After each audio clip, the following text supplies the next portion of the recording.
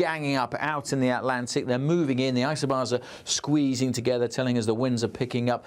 Band of heavy rain crossing Scotland this evening. Northern England seeing some heavy downpours too. Might even hear a crack of thunder here and there. Just generally staying cloudy, with outbreaks of rain on and off through the night. That breeze, the cloud, all helping to keep the temperatures up. A much milder night than we've had by morning. Temperatures 7 or 8 degrees in the east, double figures further south and west. But as I said, it won't necessarily feel that mild because it's going to be cloudy and for many a wet start to the day. That rain on and off across northern Scotland, but some drier spells. Another pulse of heavier rain coming into southwest Scotland and Northern Ireland. Could be a very wet start to the morning rush hour here. There'll be some heavier outbreaks of rain too, crossing western England and Wales. Parts of eastern England, generally dry but fairly drab. But as I say, you'll notice that jump in temperatures compared to recent mornings. Some of that showery rain will work its way into eastern England. Heavier pulses of rain, the brighter colours there across northern England, parts of Wales. Northern Ireland cheering up for a time, but then more showers come in here later on. Wales, western parts of England do look a bit brighter come the end of the day. And look at that, it's milder. Temperatures in double digits pretty much across the board, and many places getting into the teens. Friday also looking mild, but also looking wet. There's Met Office warnings in place for the wind and the rain across parts of the west, and it will be a very wet day in western areas. Much of the east of England staying dry on Friday until late on, but it's going to be a blustery day wherever you are. But those winds coming up from the south, so again on Friday it will be much, much milder than it has been. There will be a light breeze in the morning, leading to a warm front. Boxed heat pumps, sponsors of weather on GB News. The latest GB News travel. Good evening, I'm Johnny Ratner. Long queues towards Glasgow continue on the M8. The motorway is partly blocked to junction 23, the Ibrox turnoff, where a lorry's broken down. And in Lincolnshire, northwest of Skegness, the A158, the Borough Road, shut after a water main burst in Lincoln Road and Borough Old Road. In Herefordshire, in Hereford, the A49 Ross Road, that's still blocked at the scene of an accident. And the Surrey stretch of the M25 down to a single lane anti-clockwise. Everyone's been squeezed into the inside lane from junction 10 to 9 from the A3 in Leatherhead. Recovery works underway after a trailer overturned. In central London, Vauxhall Bridge remains shut southbound following an accident and spillage, causing long delays on the surrounding routes. And all sailings are cancelled on the Orkney Islands due to the bad weather. That's the very latest for you. You can stay up to date throughout the day by visiting our website, gbnews.com. Want to be one of 2 lucky Great British giveaway winners? That's right, you could win one of 2 prize bundles, which includes a brand new iPhone 16, £500 in shopping vouchers to spend in your favourite store, and an incredible £10,000 in tax-free cash to spend however you like. What would you spend that cash on? For another chance to win, text cash to 63232. One entry costs £2 plus 1 standard network rate message, or text bonus to 63232. 5 entries cost £5 plus 1 standard network rate message. Go to gbnews.com/win. Entries start from just £2. Call 0903 681 3232. Calls cost £2 plus your network access charge, or post your name and number to GB11 PO Box 8690 Derby DE1 9TT. UK only. Entrance must be 18 or over. Lines close at 6 p.m. on the 7th of March. Please check the closing time if listening or watching on demand. Good luck!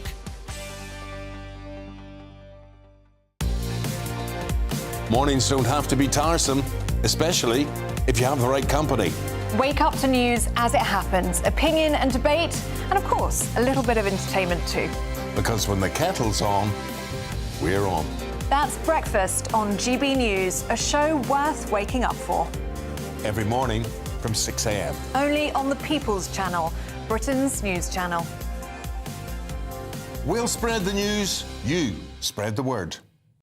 It's Patrick Christie's Tonight, and here we do things differently. It's explaining the absolute madness of this, doesn't it? It's explosive. I mean, this is very good. It's lively. 850. Your government sat there, Sean, and it did nothing. It's controversial. And the Middle East has been in turmoil since before I was born. It's everything you need to kickstart your evening. Everyone's had their Weetabix tonight. I love to see it. That's Patrick Christie's Tonight, weeknights from 9 p.m. Only on GB News, the People's Channel, Britain's news channel.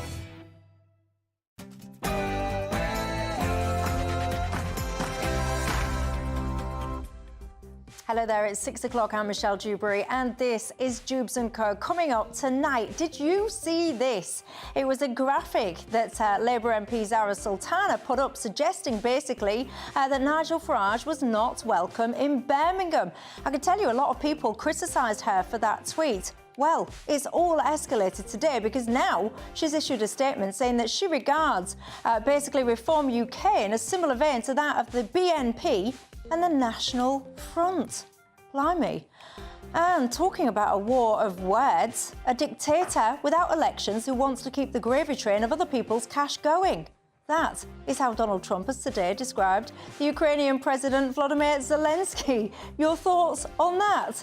And do you think that Welsh politicians that have been caught lying should lose their seats in the Senate? Yes, I hear you shout. And why stop at Welsh ones either? I hear you.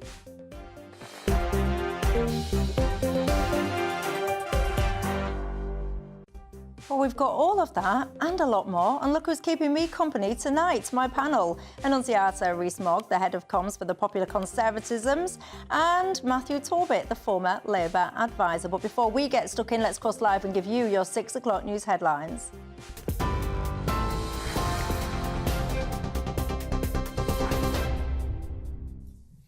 Michelle, thank you, and good evening to you. The top story tonight at 6. Donald Trump has launched a scathing attack on Volodymyr Zelensky, calling him a dictator who has done a terrible job, he says, and shattered the country.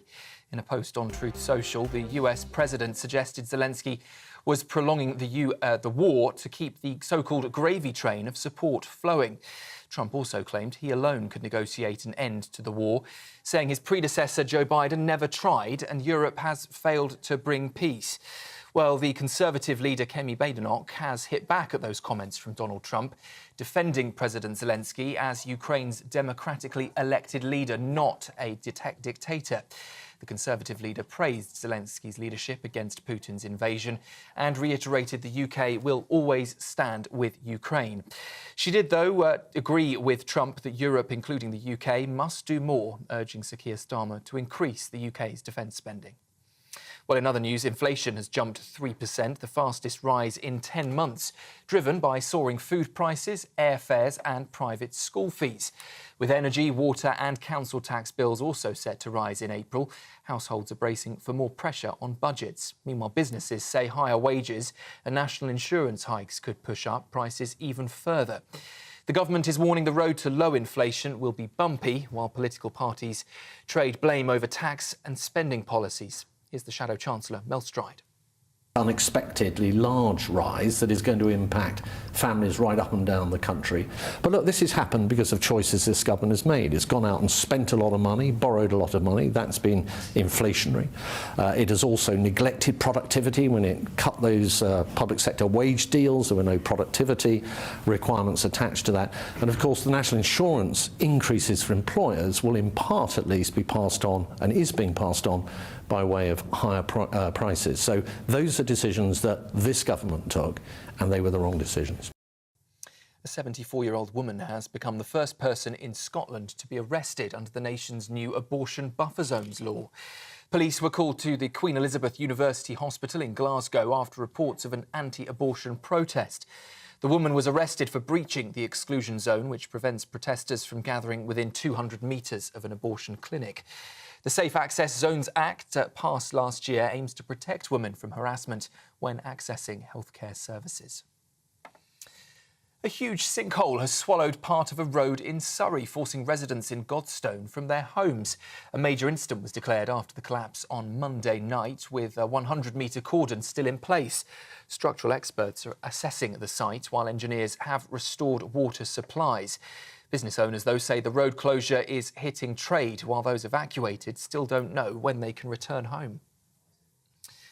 And the UK's cold and grey spell is finally coming to an end, with much milder weather on the way. By the end of this week, temperatures will be above average across the country, warmer than Greece, in fact, which is in the grip of an unusual cold snap.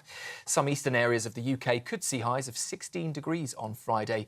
That is a big jump from the usual 9 degrees for this time of the month. But with low pressure soon to take over, unsettled conditions will follow. I'm sorry to tell you, wind and rain are on the way.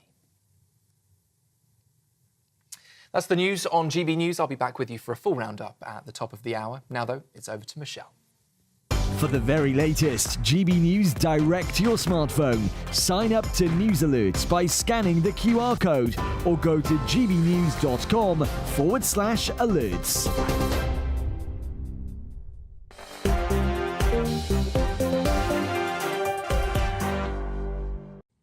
Thank you very much for that. I like the sound of it getting warmer, but then talk of a storm again, goodness me. I do hope that many of you are managing to stay warm because it has been so cold, and I know that lots of you get in touch and tell me that you often watch this programme with goodness knows how many duvets and layers on. It's absolutely appalling, so hopefully warmer days are soon to be upon us, and I really do hope that you're all staying safe and well. I am Michelle Dewberry, this is Dewbs & Co, and I'm with you till 7 o'clock tonight. Alongside me, my panel, I've got Annunziata Rees-Mogg, the head of comms at Popular Conservatism, and alongside her, Matthew Talbot, the former Labour advisor. Good evening to both of you.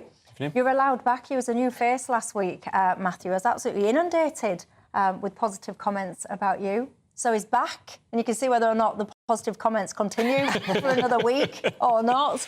Look, you know the drill, don't you? It's not just about us then, it is about you guys at home as well. What's on your mind tonight? It's been a very strange day. I mean, what did we all used to do before social media? The insults are flying left, right and centre today, ladies and gents. I'll have all the details in just a minute, and you can join the conversation all the usual ways. Email gbviews@gbnews.com. Go to the website, gbnews.com/yoursay. Of course, you can tweet or X me. So get yourself sit comfortably then, and let's go through what on earth's been going on. Do you remember, a couple of days ago it feels like now, perhaps not even as long as that. You've got the former Labour MP, now an independent MP. Did I call her a Labour MP at the top? I think I did. Anyway, she's an independent one. Apologies about that. Zara Sultana. She has been reported to the Parliamentary Standards Committee. She's been labelled, quote, a disgrace, and a whole lot more other things that are not suitable for Tea Time TV, ladies and gents, because she put out a graphic, basically, on Twitter. Basically, if you're watching on the radio, it's a no-entry sign, essentially, with Nigel Farage's head in the middle of it, calling for people to gather in Birmingham on a particular date to reject Nigel Farage. Now, a lot of people were upset about this, as I've said, reported her and saying she was essentially creating hatred towards Nigel Farage. Then the story moved on because what's happened now today is that lots of people have been challenging Zara on this, saying that you shouldn't have done this post and so on. She's issued a statement on social media. It's quite a lengthy statement, but the essence of it is that she essentially compares things that Reform UK have said to being comparable to the National Front and the BNP. She says she's a born and bred proud Brummie.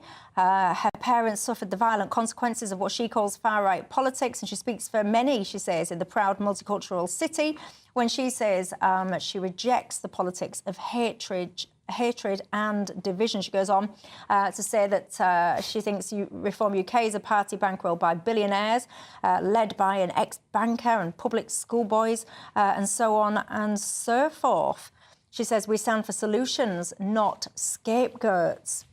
I mean, comparing the Reform UK Annunziata to the BNP and the National Front, I mean, what do you think to that? I think it's ludicrous. They're quite clearly not. That if anyone has put his head above the parapet to stand against that imagery for people on the social right in this country, not the far right, it has been Nigel. He has been really against any of the same people coming across or any of the same policies. He is actually a very moderate politician who represents millions of people's views in this country. And tarnishing that as a sort of far-right BNP-style party, I think is completely unreasonable. But I would be with the Queen on this, that if the Reform Party supporters, Zia Youssef and so on, had kept quiet about the pretty inoffensive poster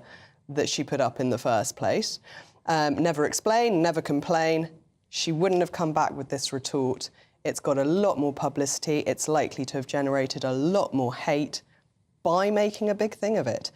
the people on the right are pretty used to having abuse. If you stand for Parliament, you are putting your head above the parapet and asking for people to interact and comment, agree with you, but also to disagree with you. And I think taking that no entry sign so personally was a great failure of statesmanship. Do you agree with that, Matthew? Yeah, I thought I was going to make myself a little bit unpopular, but Annunciata's possibly beat me to it. I saw the poster and I was quite surprised at the outrage it caused. As someone who regularly as a student would go and picket a Tory party conference when it came to Manchester, it looked very similar to some of the posters that we put out then. The atmosphere was never one of hatred, which actually I used to get annoyed with. I thought, where's the real anger here? The Tories are riding roughshod over us. And, you know, it was a lot of positivity from mostly middle-class nurses, really. I used to find it very frustrating. But I think to conflate reform with the BNP and the National Front probably isn't quite there. I think if you want to say all the parties shared some immigration scepticism more broadly, I think that may be fair. But so does Labour at the moment. I mean, that is an absolutely mainstream policy and there is nothing else you can tie them together with. I think that might also speak to how the Overton window and society has shifted since the BNP were in their ascendancy in the early noughties in the European Parliament and elsewhere, and in council seats in the North West and in places like Barking and Tower Hamlets. I hope it doesn't get out of hand. I think people are right to peacefully protest, go about their means, let Nigel Farage, he's not welcome in Birmingham if that's what you feel.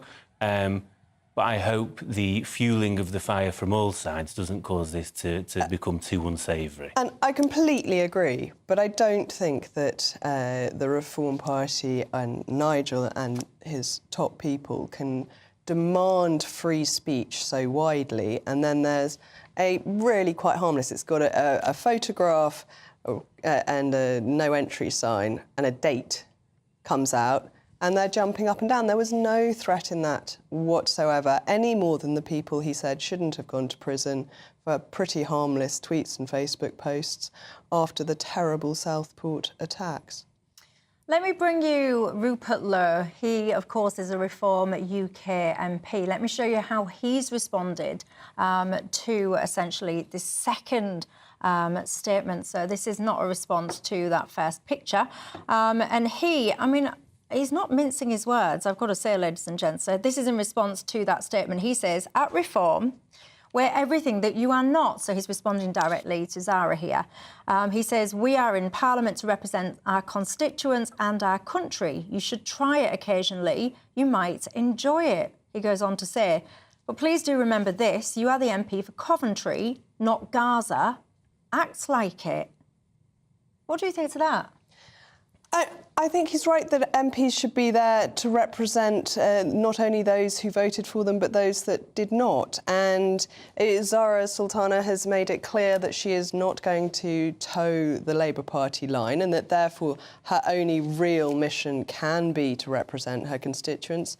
I doubt she's asked them on this, but I still think the original tweet was very inoffensive and the second one was very wrong and probably has led to some people getting more and more irate, possibly dangerously so. We can only hope not. What do you think to Rupert's response, Matt? I think you're going to get more of the same for the next 4 years. You know, Coventry South is likely a seat that Reform will currently take on the polls that we're seeing quite regularly. Zara will likely remain an independent. I don't think the party will have her back. She's not willing to play by the rules. That's her total. They've let the other suspended Labour MPs back, haven't they? They've got their whip back, but not Zara. Zara and Apsana have been left, and John McDonnell. And I think normally the way the whips would operate is you know, we're going to give you a bit of a telling off. You sit on the naughty step for 6 months, and as long as you play by the rules, we'll let you back in. But we've got to show that we're disciplining people. Zara and Apsana, unfortunately, I thought strategically made an error by touring the studios the week that the whip was suspended, therefore causing more convected outrage in the Labour Party, whereas everyone else sort of kept their heads down a little bit and did as they're told. So, but, you know, this will carry on. And again, I think the MP for Gaza thing is a bit odd, though. And it stinks to me as a little bit of what I'd call sort of nudge and wink racism. You're not saying it outright, but you're sort of having a little dig that because she's a brown woman, that's all she speaks about. Also, that's not I true. just don't think that Reform can have it both ways, that it's not OK to compare them to the BNP and National Front, but it is OK to say she's the MP for Gaza. Fair point. And I think they're very comparable statements. Both of them are inaccurate. She does have very strong views. Her electorate knew that when she was voted in. Hold on a minute, because saying that Reform UK are akin to, well, they're not. She's not saying they're akin to. You know, BNP and all the rest of it. She's essentially saying they're comparable to. Yeah, she's essentially suggesting. And Rupert Lowe, who party. I think is a fantastic MP and is normally very moderate in his speech, is saying almost exactly the same dog whistle against her. And it's just lowering everyone to a standard we don't want our politicians to be at. We want them to be above this petty tittle-tattle. But this notion that it is somehow far right or racist to want control of your country's borders, I mean, I find that suggestion so absurd, so ludicrous, and people are throwing it around time and time and time again. They can never justify those accusations. They just say it, and the reason that they're just saying it is because they're trying to get political gain. They know that reform is on the rise. I mean, you just had another poll, I think it was out today, and there was one yesterday, which is again placing reform at the top, and there is a lot to be politically gained by trying to smear reform, and by definition, then their supporters. I think if they think that, then they've got the wrong end of the stick, and in fact, the more publicity reform get, the more support they get. It is constantly looking like they are the people standing up for this country. But they should be making sure that they are above throwing insult for insult, eye for an eye. This is just lowering our political institutions' reputation. Yeah, well, I think as a strategy, it doesn't work. I think we saw with Donald Trump, you can call him racist, sexist, alleged rapist, whatever you want to call him. A lot of that stuff, people like him, you know, they factor that in, they don't care. I think those that are already supporting reform don't care what the likes of Zara Sultana has to say. You know, they're going to support them ever more because of this, because they maybe see Zara Sultana's politics as that has caused you know, changes in culture or immigration into this country, and therefore they'll double down even more. I think it's much better to try and fight them on issues where they're not as strong. If you want to talk about workers' rights in this country and people feeling less better off, why did none of the Reform MPs vote for the employment rights bill that Labour put forward recently? Because they would argue that they disagree with a lot of the component points within it. That's what they would argue. No, and what happens is then the fact that they have voted against that bill because in its entirety they disagree with it, then that gets leveraged and weaponised to be taken to the streets of Britain to say, look at reform, they don't care about workers, which I would argue is nonsense. Welcome to politics. People are going to take things out of context in political parties and say, look, they don't support you. It's not good enough, though, really. And the more important you are and the bigger threat you are, the more it will happen. And I think this all demonstrates how worried the political establishment is by Reform UK. Well, Zia Youssef, of course, he's the chairman of Reform UK. He's also a Muslim, I've got to point out as well, because one of the things that Zara is saying is that the rhetoric from Reform UK towards Muslims is what she's taken an issue with. And Zia has responded and said to her, remarkably, you've managed to write a lengthy statement in which literally every sentence is false, he says. What do you make to all of this? I know that there will be some Reform UK voters out there among you. Does this bother you or not? Are you in Birmingham? Does it make you feel that you're not welcome in the city? Is it all fair political debate, or is it perhaps going a little bit too far? And all of it, quite frankly, needs the temperature to be reduced. What do you think? Get in touch and tell me. But speaking of war of words, it's not calming down anytime soon when it comes to Donald Trump. I can tell you this, he's basically called Zelensky a dictator, someone that's on board the gravy train trying to get as much cash as he possibly can. It's all been kicking off. We'll have all of that after the break. This is Britain's Newsroom, where your voice matters. It's just astonishing. With expert analysis and honest opinion, we don't just keep you informed. We bring you unique perspectives you won't see anywhere else. Can't argue with any of that. When the news happens, it happens here. On Britain's Newsroom, weekdays from 9:30 a.m. Only on GB News.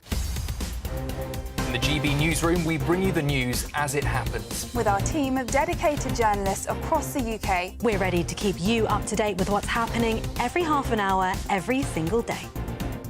Bulletins here on GB News. the People's Channel, Britain's news channel.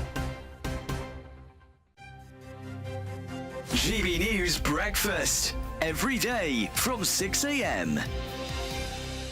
Apparently in 1991, I took out an insurance on my computer, which I have no recollection of at all. But recently, I've had a foreign voice ring me and say, unless I pay the £1,000 immediately, they'll take it out of my bank account. They wouldn't have access to your bank account, I No, don't think. they have no access to my bank account. And what you should do, to begin with, you feel frightened.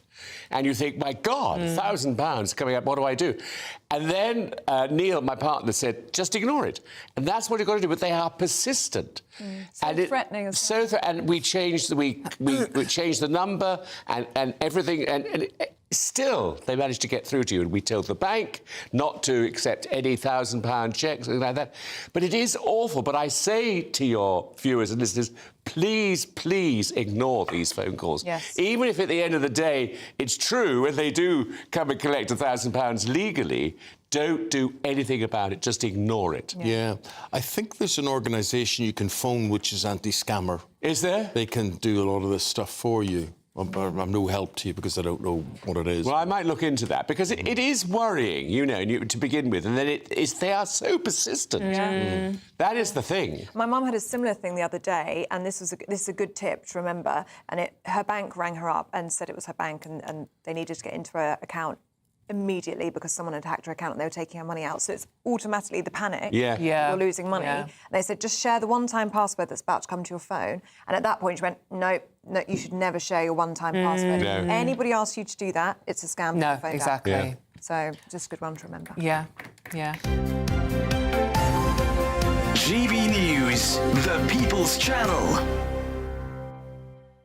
Headliners on GB News 11 p.m. every night. It's got 3 top comedians going through the next day's newspapers so you don't have to read them, which is great. That's a good point. He's lying. I mean, maybe he's not lying. That's Headliners every night from 11 p.m. and 5 a.m. as well on GB News, Britain's news channel.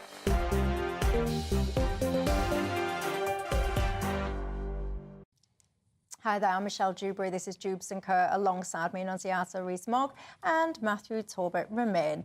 There's a lot of strength of feeling, I have to say, about that kind of the falling out between Zara Sultana and Reform UK. Robin, you're saying that you think Zara has put a person's life in danger, i.e. Nigel Farage. Carol says the left seem to be very afraid of Nigel and Reform. Judith says the picture of Nigel, which started all of this, was childish and ridiculous, her words.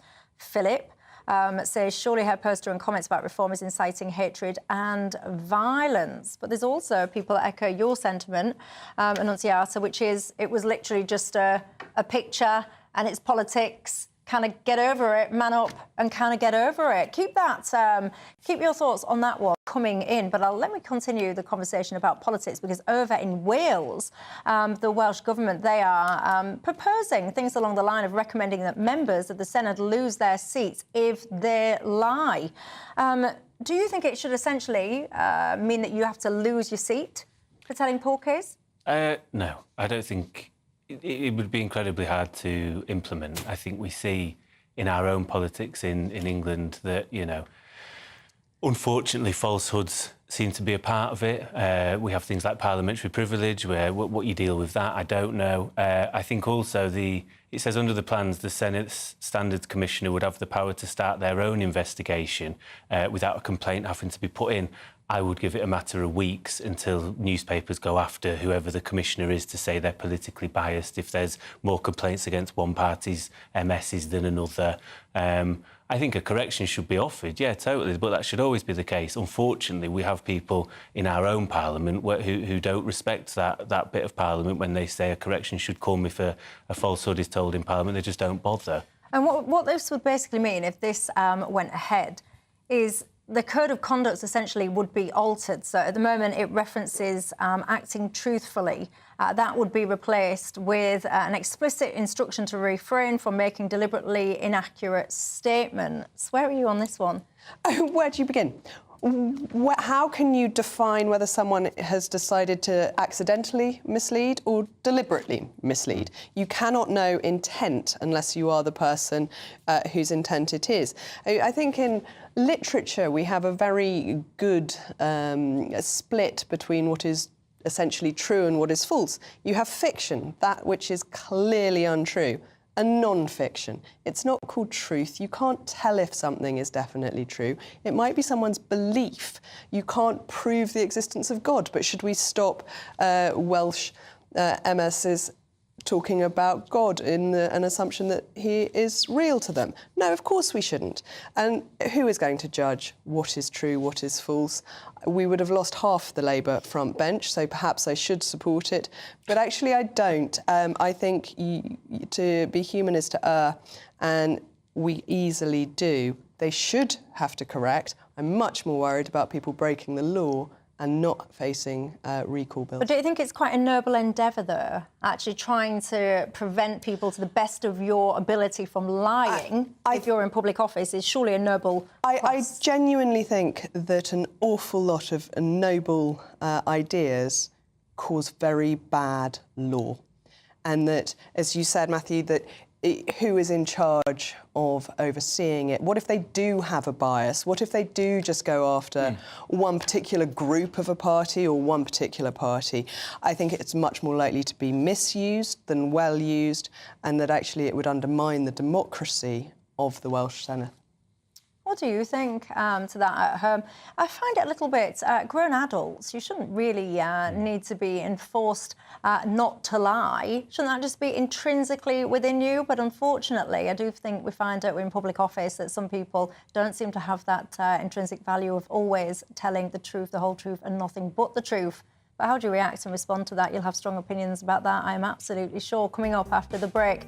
Let's look then in the situation when it comes to Donald Trump and what he's been saying today. He's not been holding back when it comes to his criticism of Volodymyr Zelensky. He's calling him a dictator, accusing him basically of being on board a gravy train trying to extract cash for Ukraine and not doing enough to solve the war. He even went as far to almost blame Zelensky for starting the whole thing. Goodness me, that's after the break.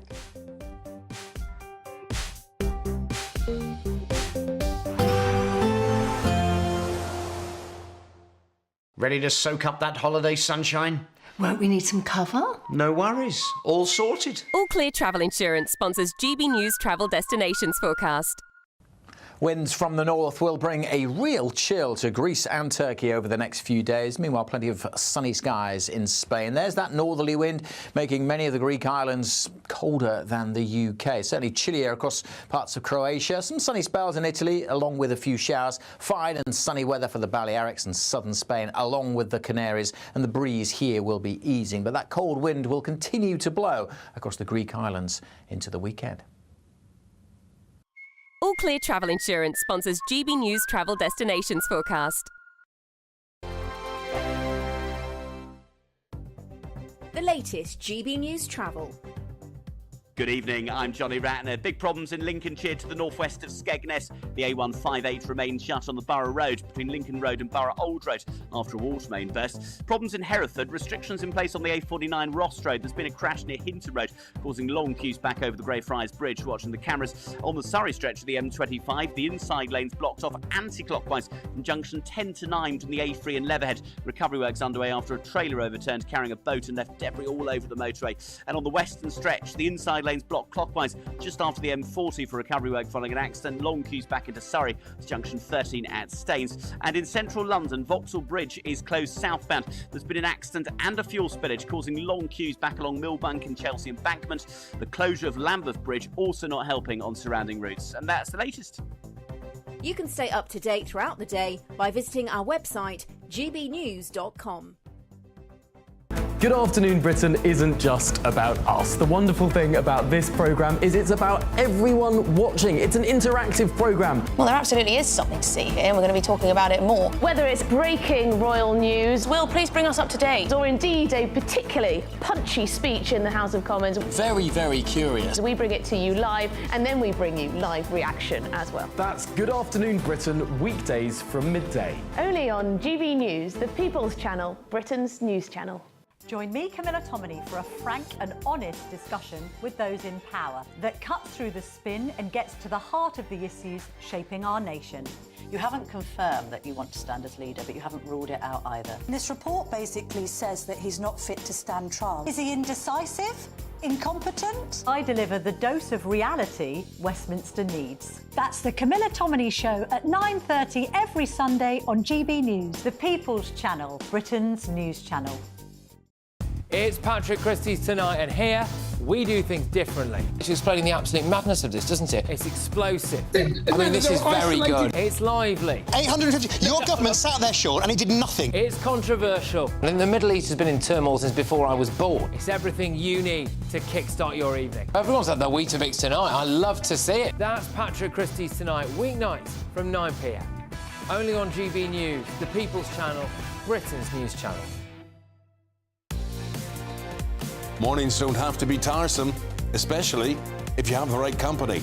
Wake up to news as it happens, opinion and debate, and of course, a little bit of entertainment too. Because when the kettle's on, we're on. That's Breakfast on GB News, a show worth waking up for. Every morning from 6 a.m. Only on the People's Channel, Britain's news channel. We'll spread the news, you spread the word.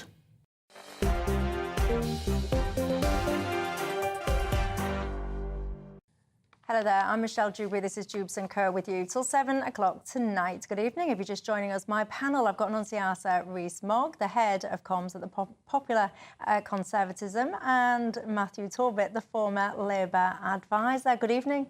To both of you, lots of strong feelings at home among all of you. Very divided opinion about that fair story about Zara Sultana, likening Reform UK to the BNP and the National Front. I mean, we are getting a bit ludicrous in some rhetoric in this day and age, are we not? What's driving it all, though? Is it fear? Is it people terrified that Reform kind of are getting traction? Is there more to it than that? Tell me your thoughts on all of that. But the other story that lots of you want to get in touch about tonight is Zelensky and Donald Trump. Have you been following this one? Goodness me, we speak about rhetoric. Donald Trump, he has essentially called the Ukrainian president a dictator. Let's start by just rewinding a little bit to what Donald Trump said at Mar-a-Lago. Listen. And I think I have the power to end this war. And I think it's going very well.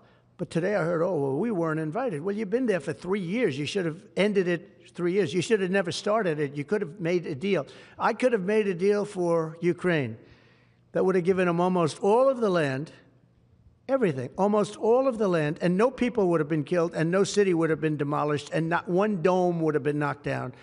But they chose not to do it that way. They took a poll, and Zelensky's at 4%. Who's living there? This is something that would have never happened. And by the way, for 4 years, it didn't happen. It was never going to happen. You weren't content with that, no, ladies and gents, because then he put a post out on social media as well. Isn't it strange, like we do all of this politicking now by social media? It all moves so quickly, doesn't it? Anyway, so he's done this post. He's basically saying that the modestly successful comedian Zelensky has talked the US into spending what he says is $350 billion to go into a war that couldn't be won, that never had to start, but a war that he, without the US and Trump, will never be able to settle.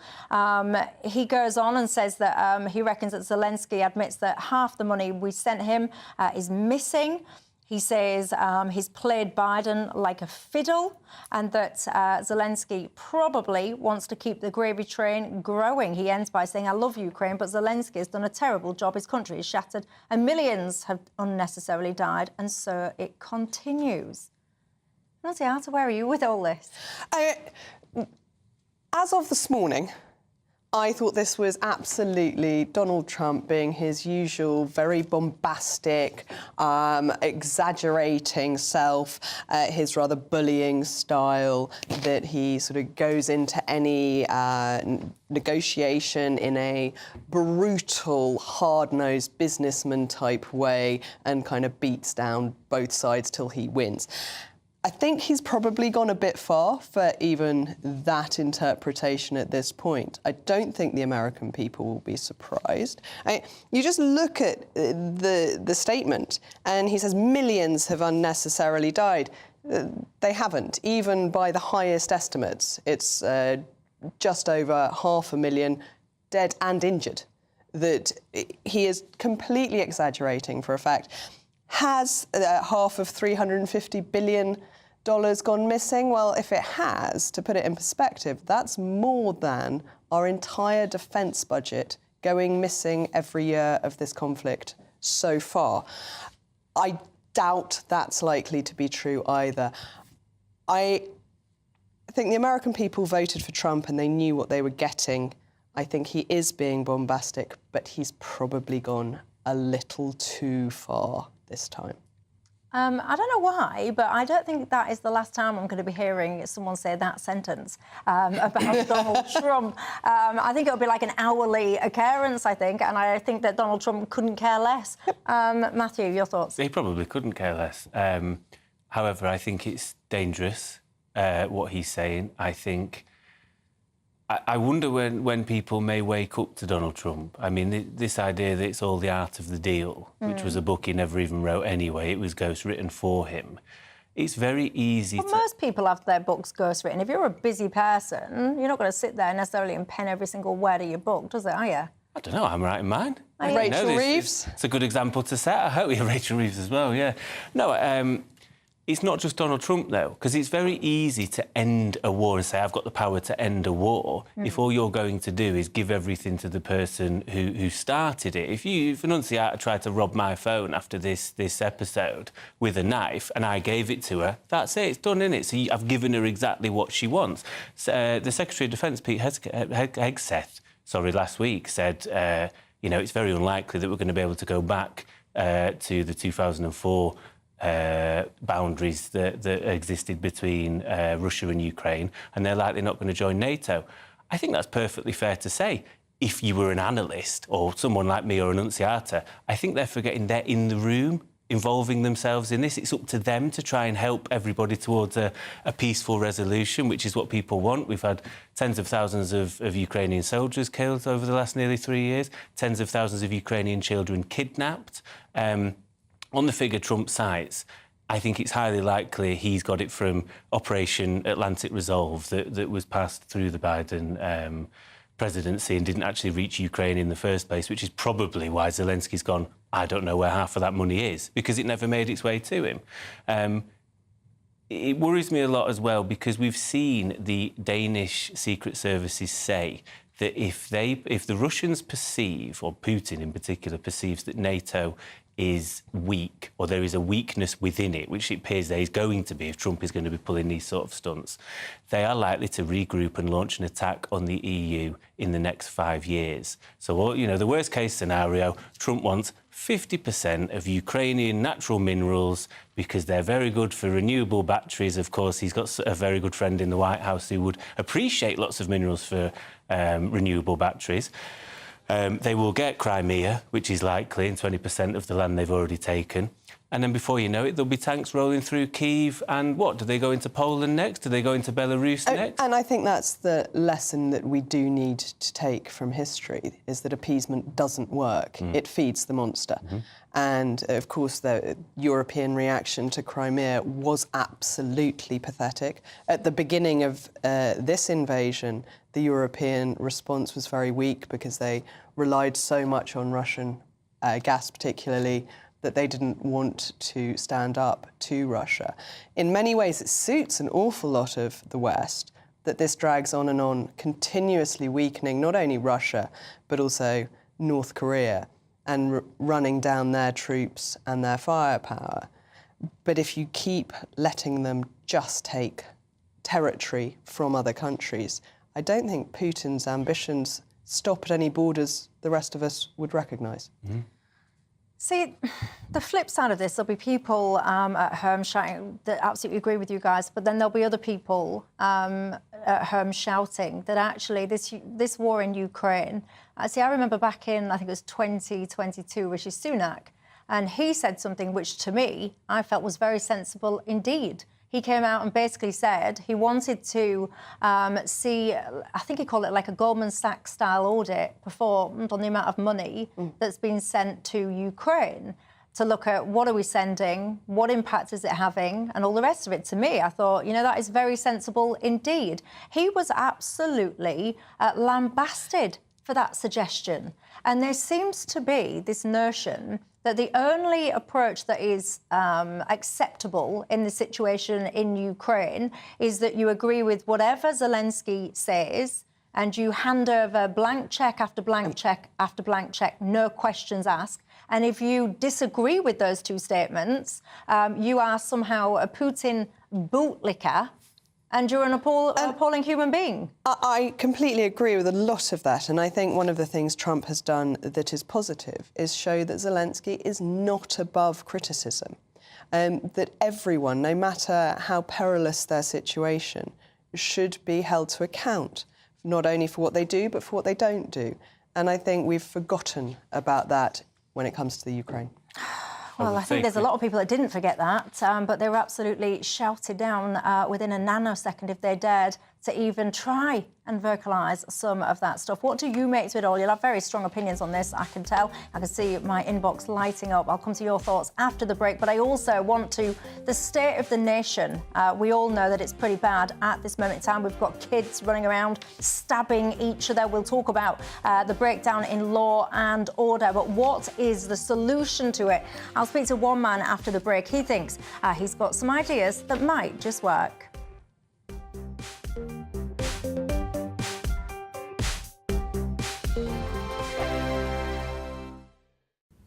Evening. Yes, it's time for your latest weather update from the Met Office here on GB News. It's turned milder and it's going to be very mild through tomorrow, but it won't feel as mild because it'll be quite breezy and yes, there's quite a bit of rain to come as well. There's a lot of weather fronts ganging up out in the Atlantic. They're moving in. The isobars are squeezing together, telling us the winds are picking up.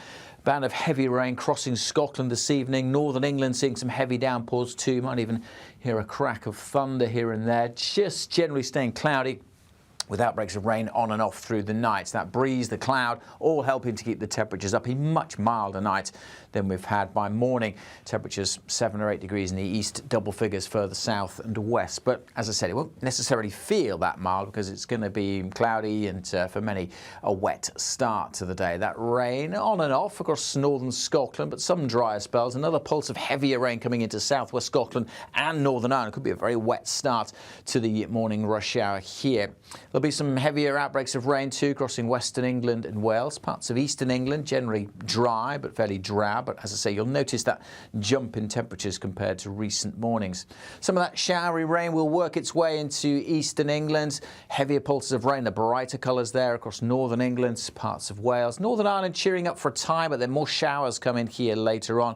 Wales, western parts of England do look a bit brighter come the end of the day. And look at that, it's milder. Temperatures in double digits pretty much across the board and many places getting into the teens.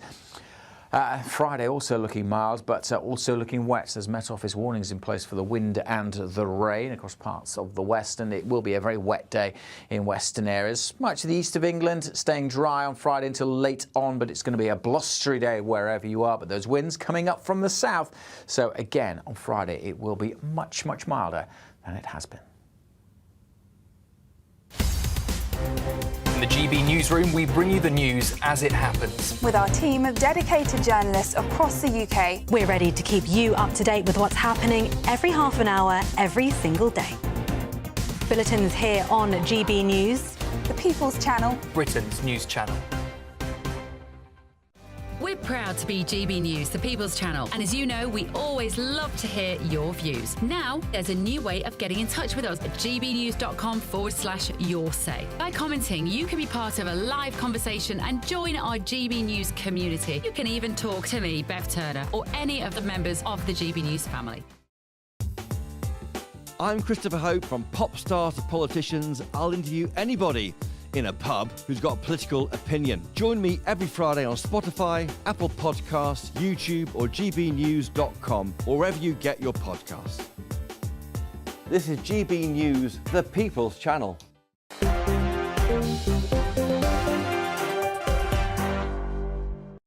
Hello there, Michelle Dewberry, Dewbs & Co, alongside me, Nunziata Rees-Mogg and Matthew Torbett. Now, if you was watching yesterday, you will remember I was very keen to talk to you about a particular story, because we often ponder the state of the nation in this country and how on earth we fix it. Many of you will say too many kids in society, they've lost all respect, and you'll often tell me your ideas as to why you think that is and what you think should be done about it. So this story then really caught my eye. A head teacher who some people have dubbed, I quote, the head teacher from hell. He's caught the press attention because he has a school in Wales. He's now looking at introducing Saturday detentions. He says that we have to stop mollycoddling kids and start to bring back good old-fashioned discipline. He sounds absolutely fabulous to me. He joins me, Alan Ebenezer. Good evening to you. Saturday detentions. You've been criticised a lot for potentially introducing these things. As a mum myself, I think it's absolutely fabulous. And I'll be interested and intrigued to see what made you come up with these. So it's interesting you say we've been criticised, because the overwhelming majority of people over the last 24 hours have been in support of what we're doing. And I think that what we're doing in Caldecott has captured the kind of mood of the nation. We are fed up with kind of being soft on discipline. We are fed up of hiding behind words like well-being and safe spaces. So whilst it might seem controversial, I genuinely think that what we are doing has kind of ignited something over the last 24 hours, and people saying, this is what we need. Doesn't seem controversial to me. I think it seems absolutely fantastic. I'd welcome it. A bit of discipline if my child was misbehaving. But how do you get these kids to Saturday detention then? Well, I mean, we put 15 children in detention on Saturday. 11 turned up. They were there in their uniform. They worked hard. They were polite. They were well-mannered. 4 didn't turn up. 3 for good reasons. Which we are going to rearrange. 1, because they just said, nah, we're not turning up, which we've excluded. So I think they can see there has to be a consequence to an action. And that's what we're trying to instill at Caldecott. And tell me about the parents of some of these kids, because I would argue that much of the breakdown in society does come now. You see these kids on public transport, they don't have earphones in, they just listen to their music, they've got no respect for their elders. I know I sound like an old fuddy-duddy, but it all seems to have kind of broken down. And then I find myself, Alan, thinking, well, what are the parents doing in all of this? Are the parents supportive of your approach or not? So we've got 1,300 parents. 2 or 3 took their children out of the school because they didn't agree with it. About 20 sort of kicked back, but now are on board. I think that's a great statistic. It shows that the overwhelming vast majority of people want this kind of discipline. And I don't blame young people today for the state of the culture or the nation. They are the fruit of it. My generation is the cause of it. We can have what we want. And so I believe that if my generation, your generation maybe, puts in place strict discipline, firm boundaries, no means no, then we will get the young people that we want and that, we deserve. And we talk a lot about things like knife crime. We've seen episodes of that taking place in schools. There's some calls now that all schools should have kind of knife arches outside their entrances. What would you think to that? Oh, isn't that a sad reflection on society? For me, I was the head of a school in London for 10 years. We had 1 CCTV camera in the whole school. It's all about culture. You create a culture where doing the right thing, not the easiest thing, doing the right thing is what we do. So I think cameras everywhere, checking if people got knives. What a sad reflection on society.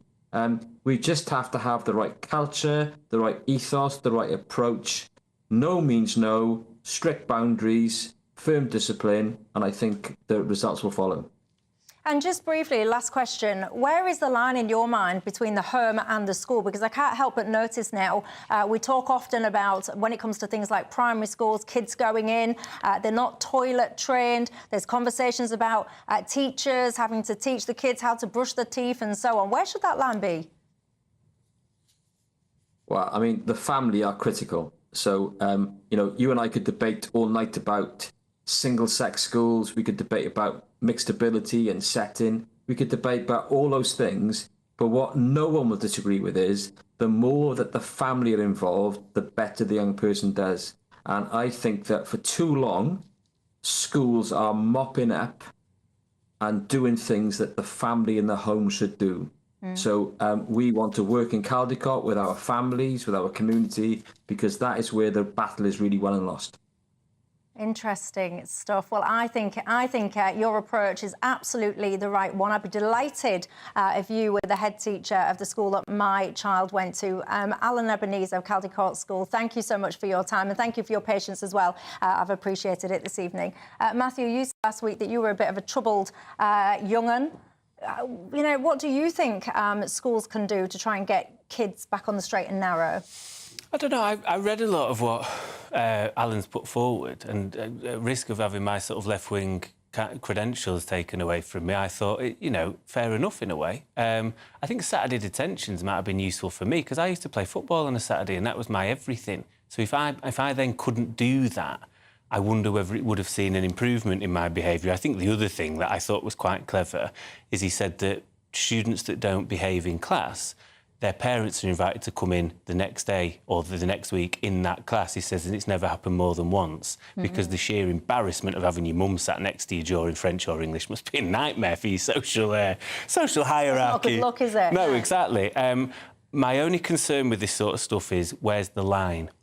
Because is there support for kids that are troubled and still aren't quite getting there? Because we see through school expulsions that might as well be just a fast track to prison, and we're losing people that way, including with the lack of education that brings illiteracy. And we've got 8 million people across this country who still have a reading age of about 5 to 6 years old, and that's a failure of and a waste of human talent. So I'd be intrigued to know what causes an expulsion if somebody's still not quite missing those, hitting that discipline, and therefore, you know, what support as such is given, home and at school. They don't mess around this school, by the way. When the kids arrive at school, the teachers do an inspection of them. I think it's absolutely great. I'm a really strict mum, I am. They check, you know, have you got your uniform on properly? Is your tie on straight? Are you dressed presentably? They send them off home if they're not dressed appropriately. I think it's brilliant. I 100% agree. And I'm very glad my teenage daughter is at a school where they have uniform checks. If you're caught with a phone, it's immediately taken off you. It's then kept by the school for a week. Ooh, harsh. Yeah. I like it. Yeah, I absolutely. like that. And that happened to her in her first week. And guess what? 3 years later, she's never been caught with a phone again. I think that children really benefit from having boundaries and having to respect rules. It gives them a security of knowing what is allowed and what is not allowed and what is expected and what must not be done. That a school is a place of learning, and if you've got a few disruptive kids, meaning that 30 kids cannot learn, that is disadvantaging far more people than the one expulsion. And yes, of course, there needs to be some kind of safety net, but I think you do have to put the majority first, and you have to enable teachers to teach in an environment where it is possible for pupils to learn. And it sounds to me like Alan has exactly the right ideas to make sure children know where they stand, what's expected, and how to become responsible adults and responsible parents themselves. Yeah, and that latter is a really key point about responsible parents, because I've seen some of the criticism that this head teacher has faced, and it's from the parents nearly crying that someone's had the audacity to try and discipline their little angels, who, quite frankly, the parents have lost control of quite some time ago. So many parents are absolutely terrified of their own kids. And I think, actually, we should have things like uniform policies across all schools, make them affordable, obviously, obviously, so you're not pricing people out. But bring back some basic standards, bring back some basic respects. And I will sound a bit fuddy-duddy because I would say bring back a bit of basic fear as well, that people should fear, these kids should fear those people in places of responsibility, whether that's teachers, parents or the police. Maybe though, I'm just a little bit of an old-fashioned, old fuddy-duddy. You'll tell me what you think. That's all for now. Thanks, panel. Thanks to all of you at home. Have a good one. I'll see you tomorrow night. We'll see a cold snap, which will quickly develop into a warm front. Boxed Boiler Repairs, sponsors of weather on GB News. Hello again and welcome to the latest update from the Met Office for GB News. Big changes on the way for the UK's weather during the next 24 hours. It's dry for most at first with clear spells and chilly at first, but then it turns much milder through Wednesday night and into Thursday as Atlantic-driven weather starts to arrive. That weather will turn things more unsettled, but also much, much less cold compared with recent weather. We've still got the cold air in place, though, on Tuesday nights and certainly through Wednesday morning with some clear spells. And where we've got some shelter from the wind, there'll be a patchy frost to wake up to across central and eastern parts of the UK. A bright start, though, for many. However, the southwest, South Wales, parts of Northern Ireland, we'll see a milder start to the day. Certainly for Cornwall, it's very mild to begin things, but it's also wet as a band of heavy rain moves through. That's pushing into Devon, Somerset, Dorset by 7 a.m, into Wales at this stage as well as Northern Ireland. It's accompanied by a strengthening wind, and that wind will affect much of the UK. It will also tend to thicken up the cloud through Scotland with a few spots of light rain around first thing Wednesday. But the brightest skies will be through the Midlands, the east and southeast of England, where there will be some glimmers of sunlight.